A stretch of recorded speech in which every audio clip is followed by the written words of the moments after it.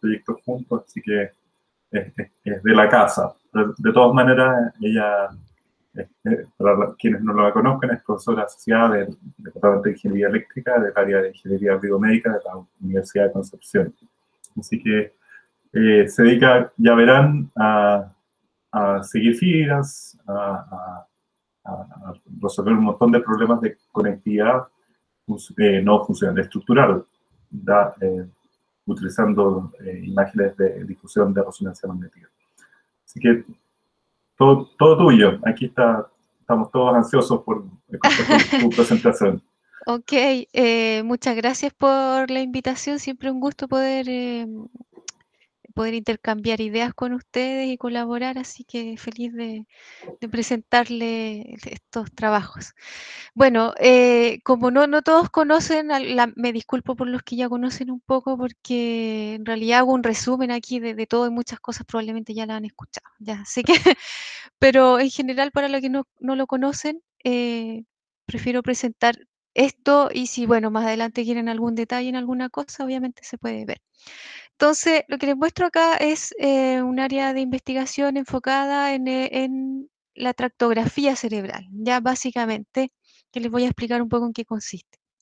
Entonces, bueno, del punto de vista anatómico, digamos, nos concentramos más que nada en las fibras cerebrales, que son las neuronas, o sea, los axones, perdón, de las neuronas, pero que al nivel de lo que nosotros usamos, que es la resonancia magnética por difusión, solo se puede ver como las grandes trayectorias, los grandes grupos de fibras y información no es muy precisa, ¿ya?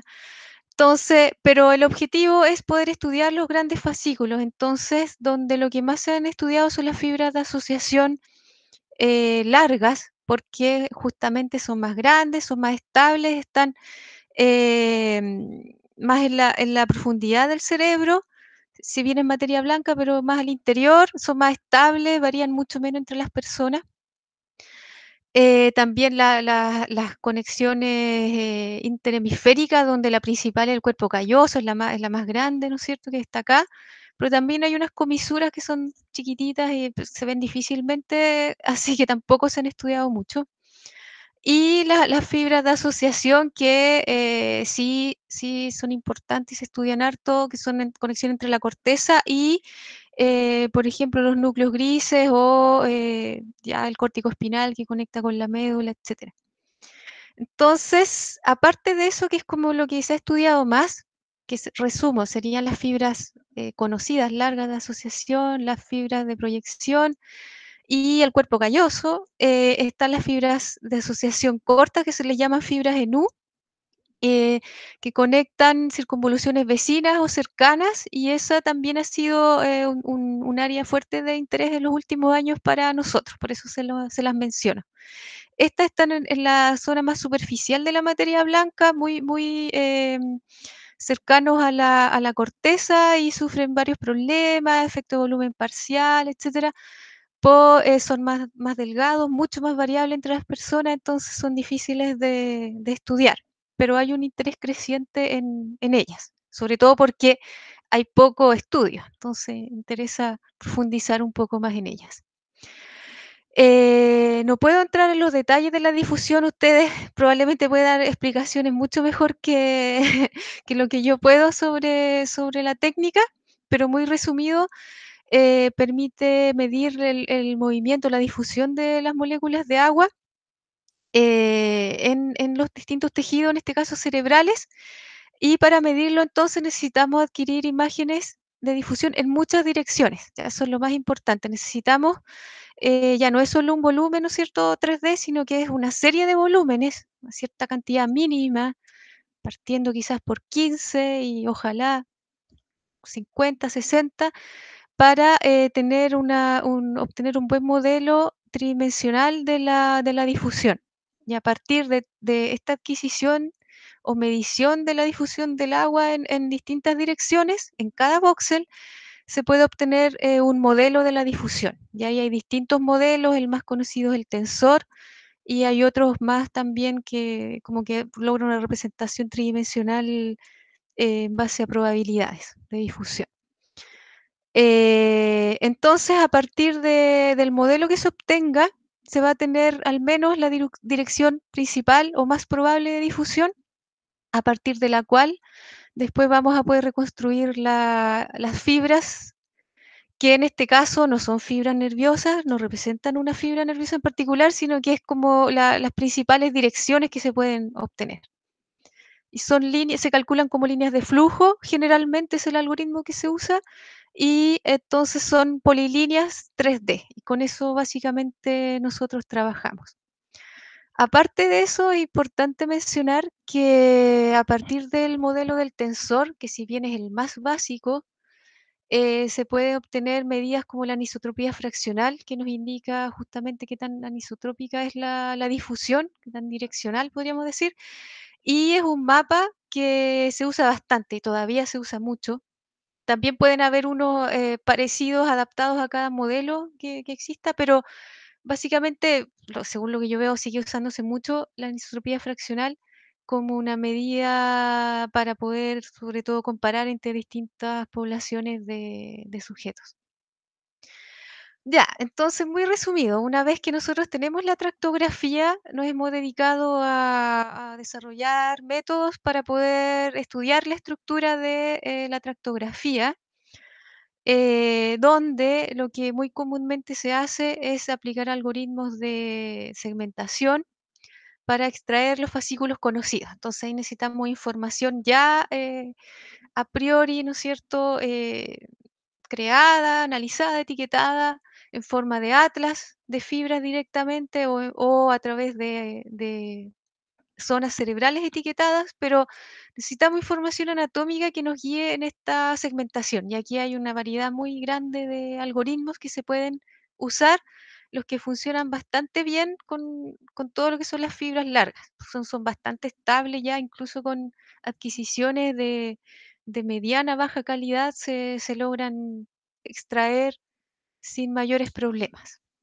Entonces, esas son las fibras, la segmentación de fibras.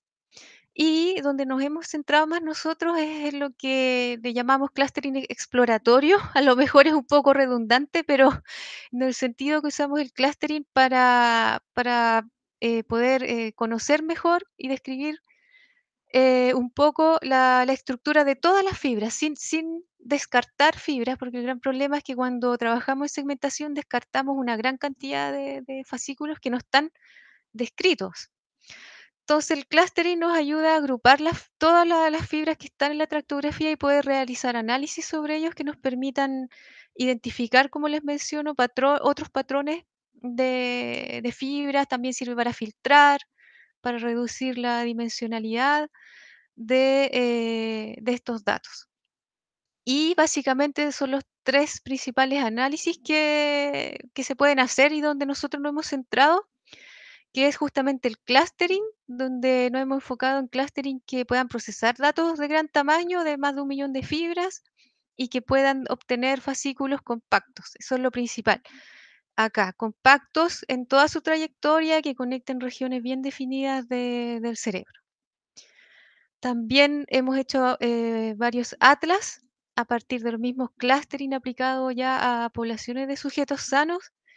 Hemos creado algunos atlas donde se ha usado información anatómica para poder entonces tener estos modelos de fascículos que después se pueden detectar, segmentar, identificar en sujetos nuevos. ¿Ya? Entonces, dado después una nueva tractografía, nosotros podemos identificar los fascículos que están en los atlas. De nuevo, si son las fibras largas, se detectan bastante bien. Si son las cortas, no tanto. Ahí depende mucho de la calidad de la adquisición, del preprocesamiento que se haga en los datos para realmente obtener esas fibras. Les voy a mencionar muy brevemente algunos de los métodos que hemos desarrollado, sin lamentablemente entrar en detalles, o felizmente, como quieran. Entonces, algunos de ellos, un clustering que ya es bastante antiguo, pero es mi favorito porque fue el primero que hice en mi doctorado.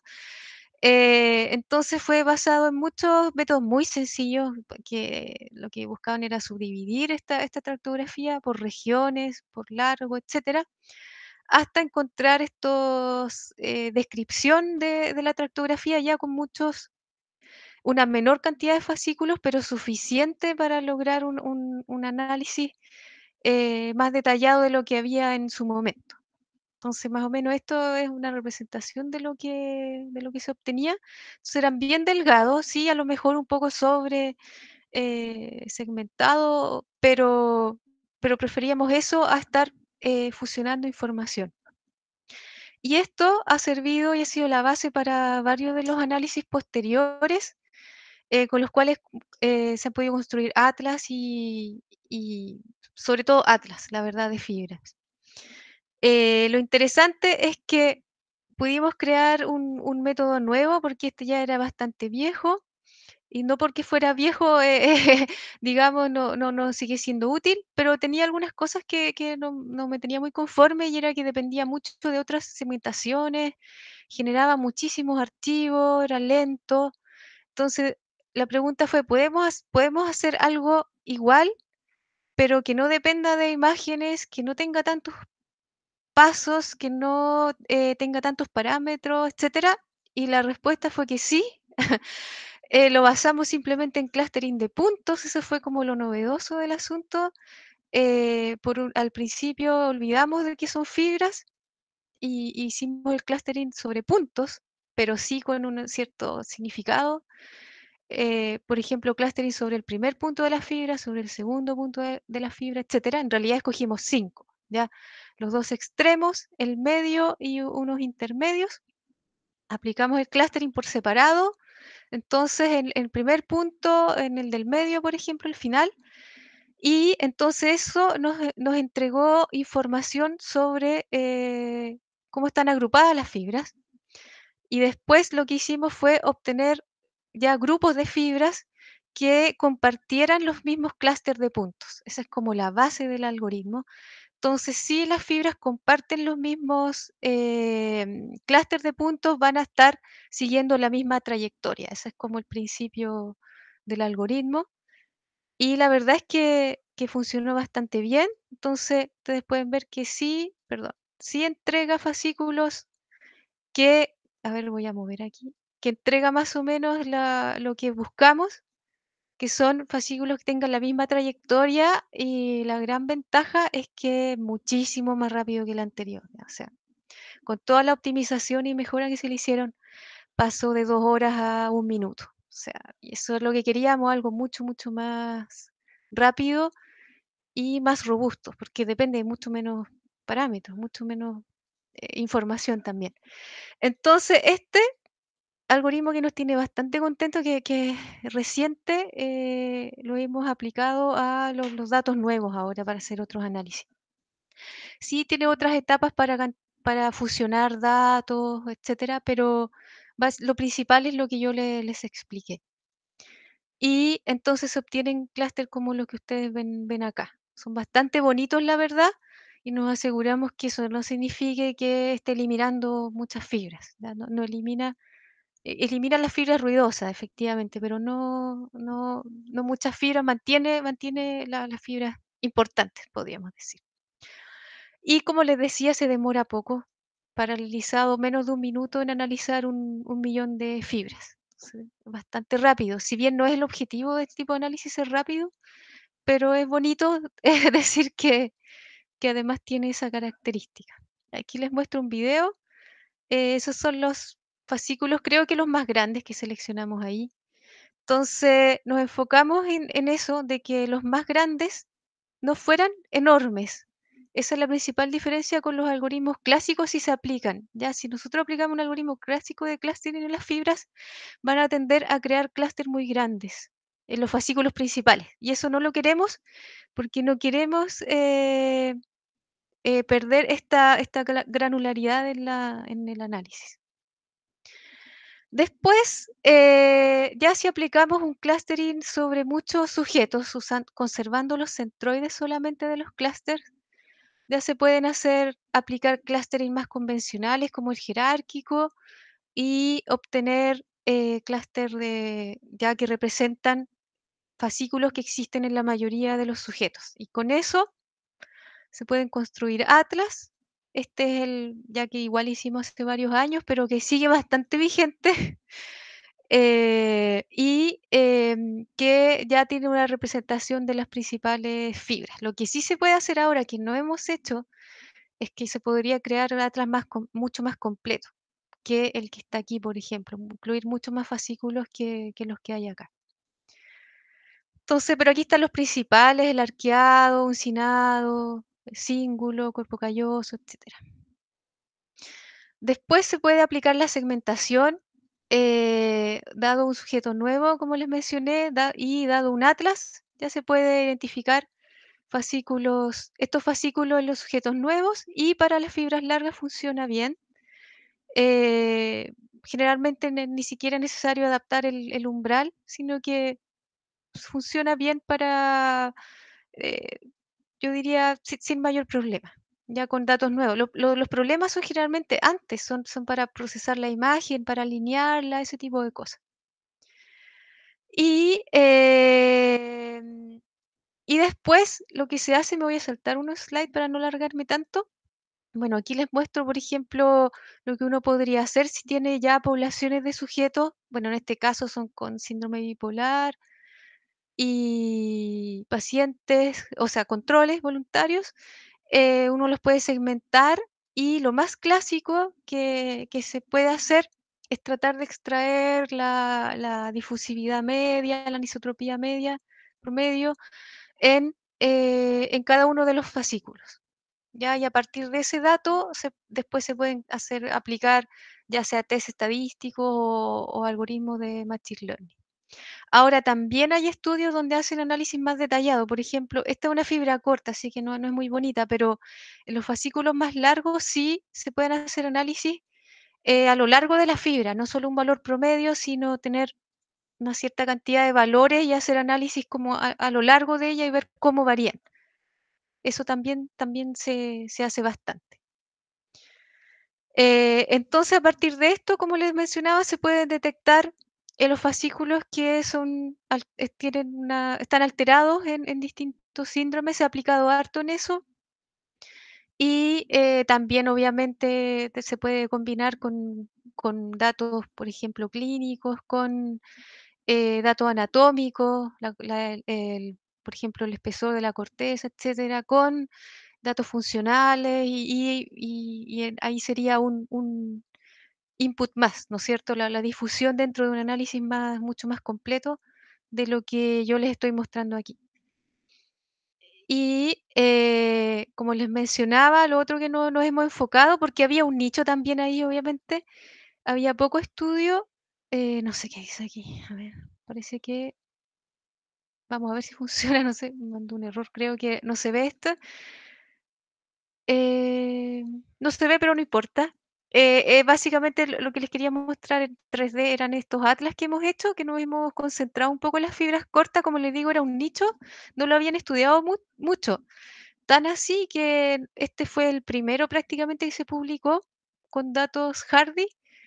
Y así que estamos contentos con eso, de haber aportado, de haber estudiado más en detalle las fibras, pero queda mucho por hacer acá. Ya, o sea, tenemos un atlas que nos muestra patrones en el fondo de conectividad, pero cada uno de ellos debería validarse eh, de alguna manera. Y ya hay trabajos que lo han hecho, que toman un fascículo de esto y lo tratan de validar con postmortem, por ejemplo, y así se ha ido validando algunos de ellos. Del punto de vista de publicación también es bastante atractivo. Si ustedes quisieran hacer algo así, yo feliz colaborar en algo así, porque básicamente con un solo fascículo se sacan una publicación, digamos, ¿ya? Pero no quiero decir que sea fácil, porque toda esta parte del análisis post-mortem al parecer es bastante complejo, sobre todo con las fibras cortas. Hay que hacer tracking especiales para tratar de mostrar bien, etcétera. Es trabajo, pero igual es interesante. Y bueno, aquí les muestro la triste realidad. Esto es lo que uno obtiene con base de datos de alta calidad y esto es lo que uno obtiene con base de datos más reales. ¿Ya? Entonces no son tan bonitos, hay mucho ruido, a veces simplemente no se identifican. ¿Ya? Estamos trabajando en que los algoritmos de segmentación al menos sean más robustos que lo que teníamos, pero ahí yo creo que hay harto por mejorar, harto por mejorar en los algoritmos para detectar mejor estas fibras.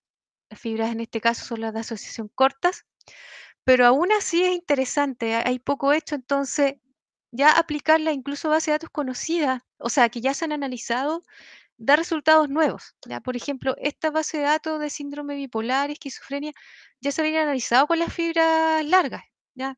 Pero después salió este atlas, de nuevo se analizaron y salieron nuevos resultados que no se habían encontrado antes, porque permite análisis más localizado de la superficie de la materia blanca que simplemente las otras fibras lo descartan, ¿ya? De antemano. Entonces, se puede hacer y ha salido harto de estudio últimamente que focalizado en las fibras cortas y hay harto por hacer ahí. Cómo es su relación con la corteza, cómo es su variabilidad, también su funcionalidad. Hay mucho que por estudiar con respecto a ellas.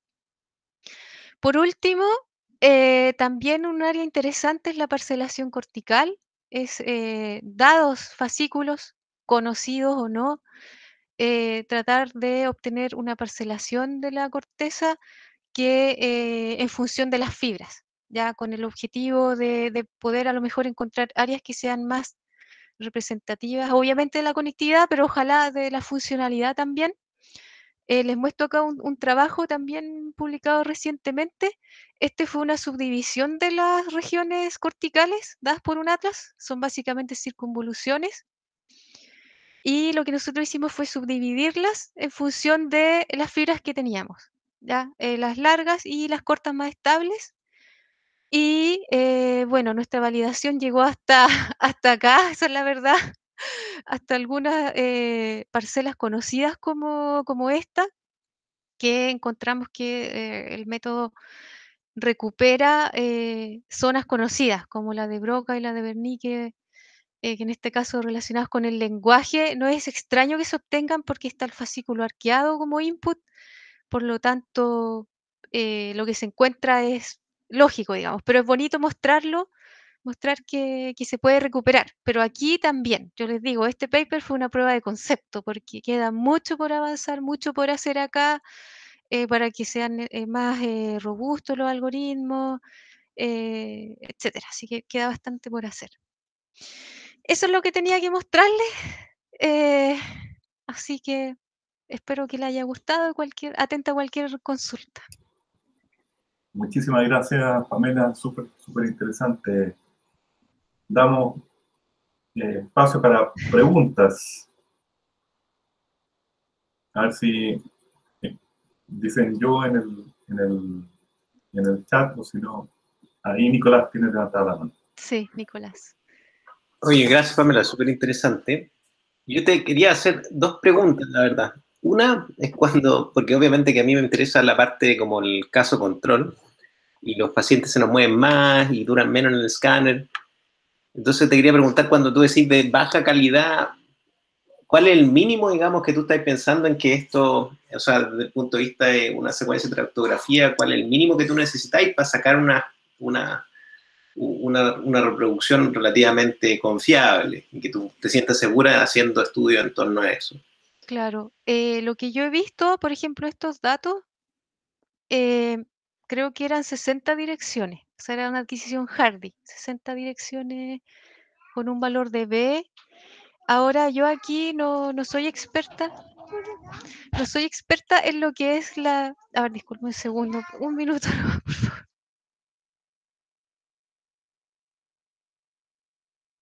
Ya, gracias. Ya, les cuento. Esta es la adquisición Hardy. Yo he consultado, pero no soy experta para nada en lo que es la adquisición. Tengo entendido que los equipos más nuevos la traen. Lo que sí me parece que no viene muy optimizada, ese es el problema. Entonces, porque lo que yo he consultado en algunos laboratorios con los que colaboramos, no son tantos, 2, ellos se demoran mucho menos de lo que me han dicho que se demora acá la adquisición.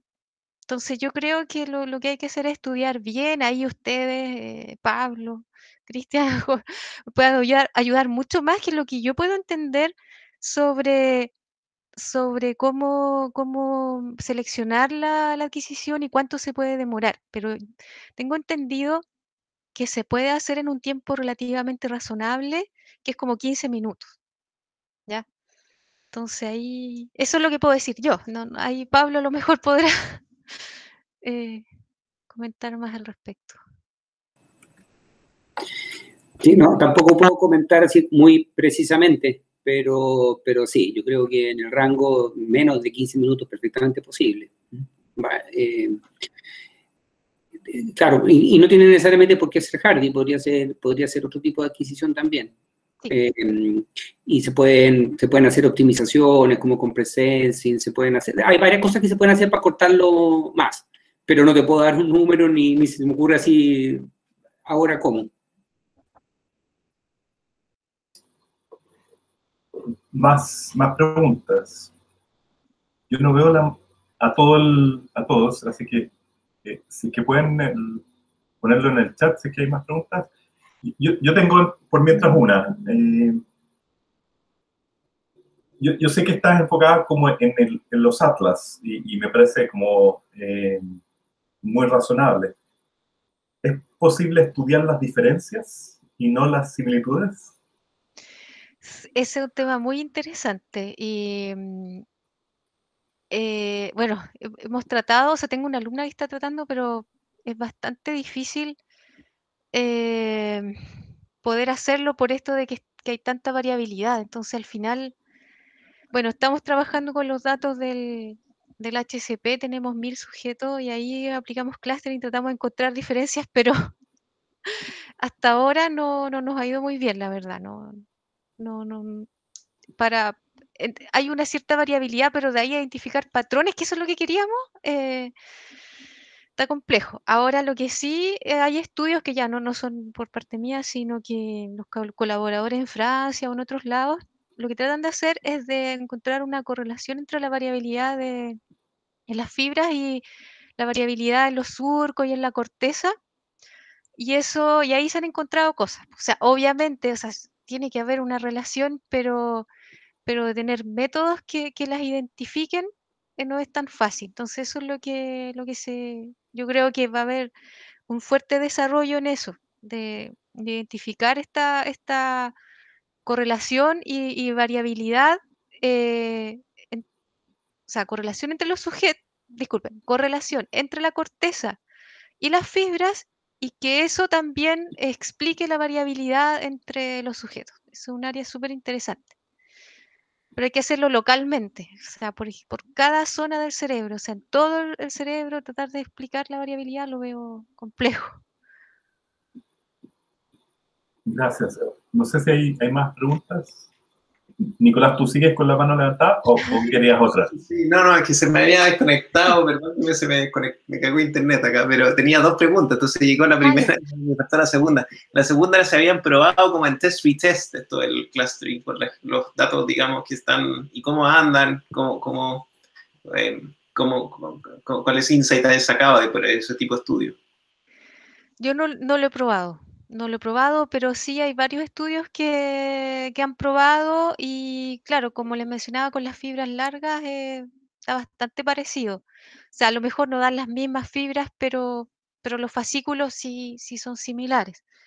Hay un cierto error, obviamente, pero las cortas no se ha probado y sí, o sea, yo creo que sí ahí influiría harto, sería interesante hacer esa prueba. Sí.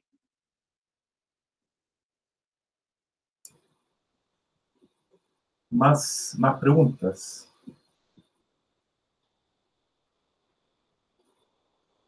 Ahí Gabriel Varela tiene una pregunta. Hola, ¿cómo están todos? Hola Pamela, ¿qué tal? Hola, Gabriel. Más que una pregunta, un comentario, porque me parece muy interesante esto y de repente podrían pensar en combinarlo con susceptibilidad magnética Porque está esto del tensor de susceptibilidad, pero que pasa a ser como imposible de realizar. Y al final el tensor de difusión es como el tensor de susceptibilidad y se pueden correlacionar. Entonces, eso suena como una bonita área que podrían desarrollar entre ambas partes.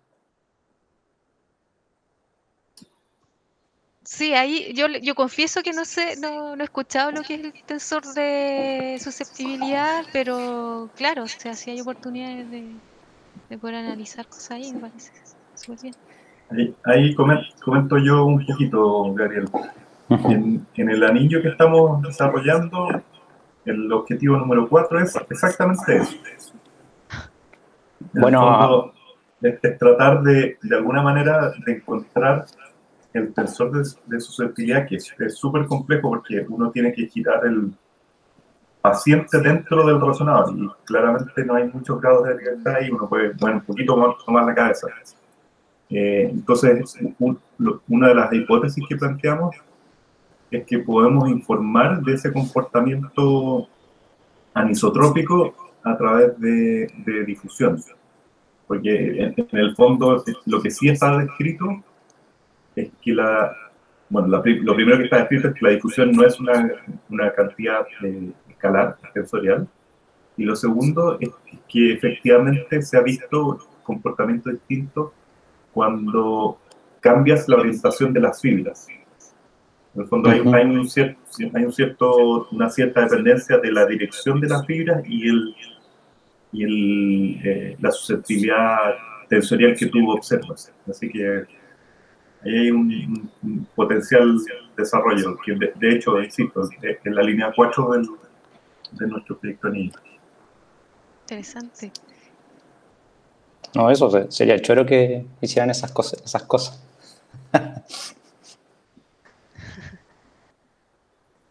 Néstor estaba trabajando en tensores, pero todavía no logramos unir el mundo de la difusión con los tensores, pero ya vendrá. Ahí tenemos harto camino por recorrer. Más preguntas. O les hago yo una pregunta, ¿puede ser? Adelante, por cierto. Es que aquí justamente en esto de las fibras cortas, yo siempre he trabajado con la tractografía solamente, pero la tractografía tiene, por lo menos la que uso, en el fondo tiene el problema de que es como,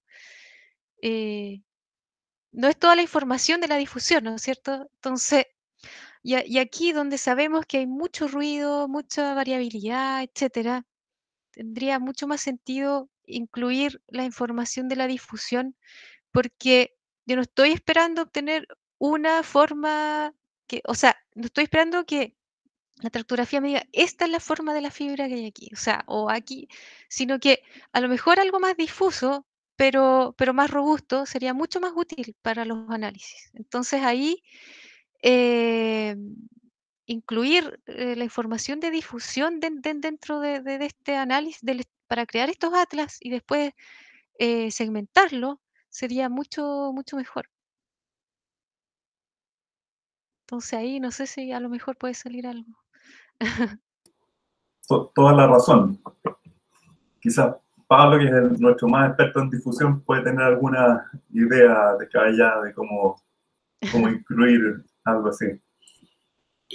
Lo de descabellado estamos compitiendo más o menos parecido. No me tratéis de pelado todavía. No, yo sigo a mi maestro, incluso en eso. Oye, no, pero lo que dice Pamela me parece a mí una súper buena idea. O sea, probablemente hacer el clustering y la segmentación directamente en datos de difusión no es una buena idea, pero tú ya tienes las fibras y a lo mejor usar la difusión como una especie de medida de calidad de la fibra. ¿Ah? Entonces, darle como una probabilidad de que esta fibra es mucho más probable que sea correcta y esta otra fibra que no.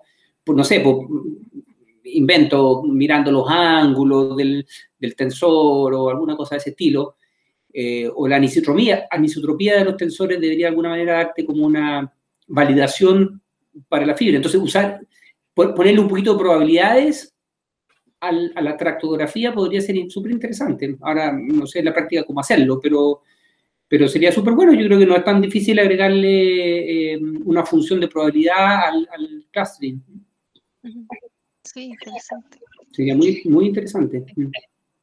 Bueno, tengo un alumno que está trabajando o sea, que su tema de magíster de tesis va a ser mejorar la segmentación. Por ahora está trabajando con umbrales, cosas así, pero sería interesante agregar algo así. Sí, Así que puedo contactar a algunos de ustedes, si les parece, ¿o no? de todas Como maneras. tratar de co-guiar eso. Me parece Sí. súper bien. Sí. Gracias. Felices de colaborar en eso. Ahí apareció una mano levantada, Carlos. Oye, perdón, Pamela, yo me tengo que ir en este momento, Sí. así que me despido. Gracias. Muchas gracias, muy interesante. Gracias, que estés bien. Chao. Carlos. Hola. Bueno, me parece muy interesante la charla. Nosotros acá no vemos mucho de tractografía, así que no somos expertos, pero quizás sí en algoritmos cachamos un poco más, se podría decir.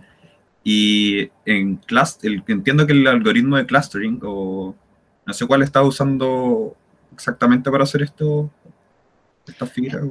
Acá, a ver, del clustering en sí, o son los que yo mostré, que son como propios, que mezclan distintas cosas, pero en el fondo al final agrupan las fibras. No sé si... Sí, porque por lo menos en algoritmos de clustering más tradicionales, lo que se hace es poner como características, que en tu caso creo que son posiciones, ¿cierto? Ah, ya, eso no lo expliqué mucho. Lo que usamos una distancia entre las fibras. Tenemos los puntos, las fibras las muestreamos con puntos equidistantes, después calculamos la distancia euclidiana entre los puntos correspondientes y seleccionamos la máxima. Hemos probado con varias, pero al final la máxima, que es la más restrictiva, funciona bien. Hemos probado agregándole, por ejemplo, un término que penalice la diferencia en largo. Hay otros trabajos que también penalizan la diferencia en ángulo o la diferencia en curvatura, etcétera. Entonces, pero está basado en una distancia entre las fibras, Claro. al final. Porque usualmente en estos algoritmos, como se pueden poner cualquier característica, independiente de qué representen, se le podría agregar una más que sea la difusión o la anisotropía, y que se haga como el clustering en ese espacio n-dimensional que ya no tiene tanto sentido como posiciones, pero Sí, va a dar.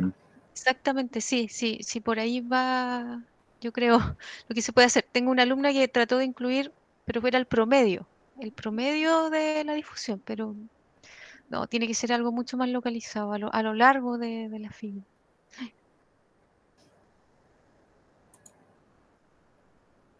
Sí. Ahí surgió, bueno, una buena idea de tratar de trabajar ahí dentro del clúster, Sí. dentro del espacio de propiedades del clúster, con algo así. Sí, súper. Bien, oye, si no hay más preguntas, te agradecemos mucho la charla, fue súper interesante, surgieron buenas ideas, así que eso es más interesante porque abre potenciales colaboraciones, así que feliz de la vida que nos metamos ahí en algo en común y trabajemos en esta área. Sí, súper. Muchas gracias a ustedes por la oportunidad y obviamente, y como les mencionaba, contenta siempre de poder conversar con ustedes y buscar oportunidades de colaboración. Así que gracias a todos por la participación. Eso, cuídense mucho entonces. Aquí estamos cuidándonos. Y vimos ahí a tu hijo. Mi hija sí, quería un helado. Hay imágenes famosas de ministros del Parlamento inglés con un niño atrás reuniéndolo, así que... Sí, he visto. Bien, pues, muchísimas gracias a todos por la audiencia, por las preguntas y nuevamente muchas gracias, Pamela, por la charla. Que esté muy bien. Gracias a ustedes. Saludos.